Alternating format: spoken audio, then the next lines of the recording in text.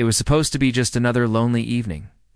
Daniel had been sitting at the corner table of Café Verona for nearly 40 minutes, staring at the melting ice cubes in his water glass. The chair across from him was empty, the candle between them flickering against the untouched menu. He had worn his best suit, even combed his hair twice, but it seemed like another date that wasn't going to show up. He sighed, glancing once more at his phone. No message, no call, nothing. This was the third blind date his sister had arranged for him since his divorce 2 years ago. He was tired of pretending he was okay, tired of trying to rebuild a life that had fallen apart overnight. He didn't even want to be here, but deep down, some small part of him still hoped that maybe, just maybe, someone might see him differently. Not as the man who failed, but as someone worth staying for. Just as he reached for his coat to leave, the cafe door swung open. A rush of cold air entered, followed by the soft shuffle of small feet. Daniel turned on froze. A little girl, maybe 5 or 6 years old, stood there in a pink jacket too big for her, clutching a small teddy bear with one eye missing. Her hair was in 2 messy ponytails, and her bright brown eyes scanned the room until they locked on his table. Without hesitation, she walked straight toward him. "Are you Mr. Daniel?" she asked, her voice as soft as a whisper. Daniel blinked in surprise. Yes." The girl's face lit up with relief. "My mommy's sorry she's late. She told me to come and tell you she's parking the car." Before Daniel could respond, she pulled out the chair across from him and sat down like she'd done this 100 times before. She placed her teddy on the table.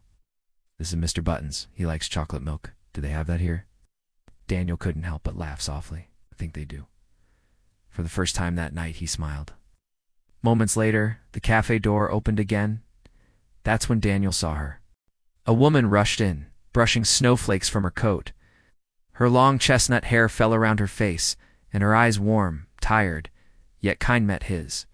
She looked genuinely flustered. "Oh my goodness, I'm so sorry. Traffic was horrible, and then I couldn't find parking. I hope Emily wasn't any trouble." Daniel stood up, his heart unexpectedly pounding. "Not at all," he said with a grin. "She kept me great company." The woman smiled, a mix of relief and embarrassment. "I'm Hannah," she said, extending her hand. "And thank you for waiting. Most people would have left." He shook her hand, noticing how her fingers trembled slightly from the cold. "I almost did," he admitted with a chuckle, "but I'm glad I didn't." As they sat down, Emily began to color on a napkin with a crayon she'd pulled from her coat pocket. Hannah apologized again, but Daniel waved it off. There was something genuine about her presence, something grounding. Unlike most dates he'd been on, there was no forced small talk or awkward silence. They laughed about little things, shared bits of their lives. Daniel told her he worked in architecture, that he loved sketching buildings but lately hadn't drawn much of anything. Hannah shared. She was a teacher, a single mom trying to make ends meet. "Emily's my world," she said softly, watching her daughter giggle at her own doodles. "Her dad left when she was 2. I've been doing my best since." Daniel nodded slowly, feeling a familiar ache in his chest. "I know what that's like," he said quietly. "My wife left too. Said she couldn't handle me being gone all the time for work. I thought I was building a future, but I guess I was just building walls." Hannah looked at him for a long moment, her expression gentle. "Sometimes walls keep people out," she said. "But sometimes they just need a window." He didn't respond right away, but her words settled deep inside him. Their dinner stretched for hours. Emily made them laugh, insisting Daniel try her secret recipe milkshake made from chocolate milk and way too much whipped cream. Hannah laughed so hard she had to wipe tears from her eyes. Daniel realized he hadn't felt this lighthearted in years. As the night ended, Hannah apologized again for bringing Emily. "I didn't have anyone to watch her," she said, embarrassed. "I thought you might think it was unprofessional." Daniel shook his head. "Are you kidding? She's the best part of the evening." He looked down at Emily, who was half asleep on her mother's lap, hugging Mr. Buttons, "and I think she approves of me." Hannah smiled softly. "She doesn't warm up to strangers easily. You must have done something right."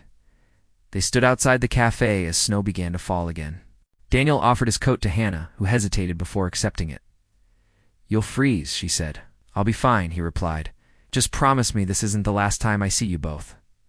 Hannah looked at him. "Yes, glistening in the glow of the streetlight. I'd like that. Over the next few months, they met often, sometimes with Emily, sometimes without.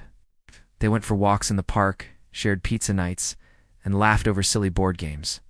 Emily would always hold Daniel's hand and say, "You're my almost dad," which made both adults laugh awkwardly, though secretly, both their hearts fluttered.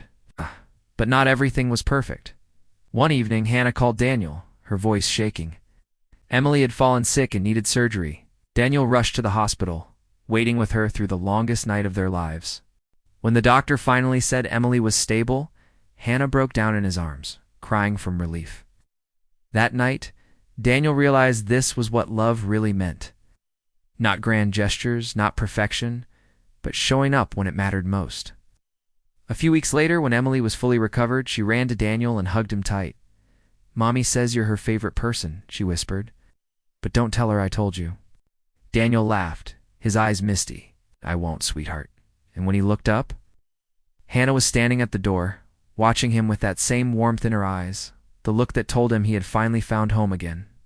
Years later, at a small family dinner table filled with laughter and love, Emily, now a bright teenager, held up a photo from that very first night. "This was the night you met, right?" she said, grinning. Daniel nodded, smiling at the memory. The blind date that wasn't empty after all. Hannah leaned her head on his shoulder, whispering no, was full of everything that mattered. Moral: sometimes the best things in life come when we least expect them, when love walks in. Not with a grand entrance, but in the form of a little girl holding a teddy bear, saying, "My mommy's sorry she's late."